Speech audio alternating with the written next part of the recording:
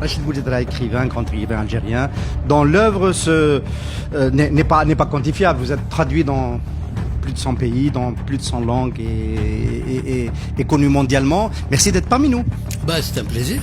Rachid Boujedra, vous avez édité, votre éditeur, les éditions Frantz Fanon, ont sorti 2 ouvrages en 2017. L'un, c'est un pamphlet, Les contrebandiers de l'histoire.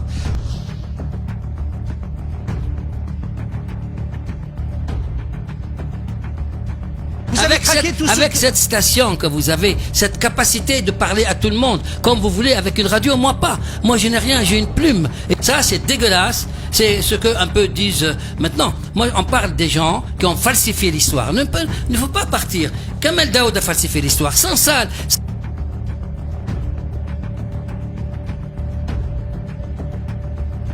Des gens qui ont été des corrompus, sans ça qui étaient dans le pouvoir pendant des années. Moi j'étais en prison. Son Sal était directeur de cabinet, etc.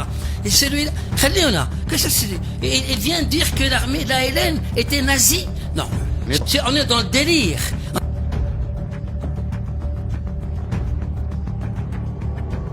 Pour moi, la conclusion, ce sont vraiment des larbins. Ce sont des larbins qui écrivent pour l'autre rive, pour avoir... Est-ce que tu peux m'expliquer, toi qui es journaliste, comment Kamel Daoud est devenu, avec un roman fabriqué, avec 2 versions, une pour les Algériens et une pour les Français, comment tout de suite il est devenu prix machin chouette, il est devenu chroniqueur au point.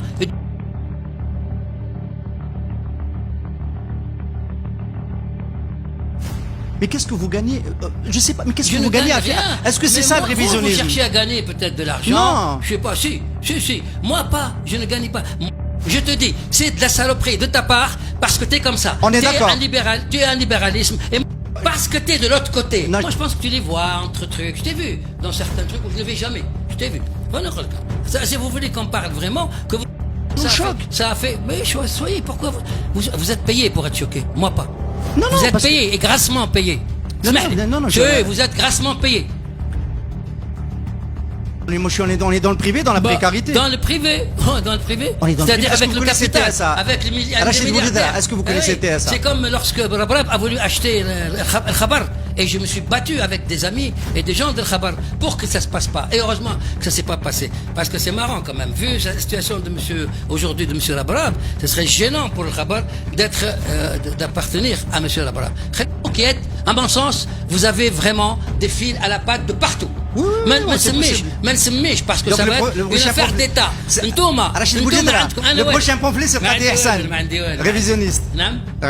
Qadi Hassan, révisionniste. C'est ça le prochain pamphlet. Révisionniste, vous l'avez pris chez les Français. Ça me dégoûte. Ça me dégoûte que tu prends ça chez les Français. Chez les Français. Les Français qui nous haïssent. Les Français qui sont dégueulasses avec nous. Le jour où les Français feront leur autocritique sur ce qu'ils ont...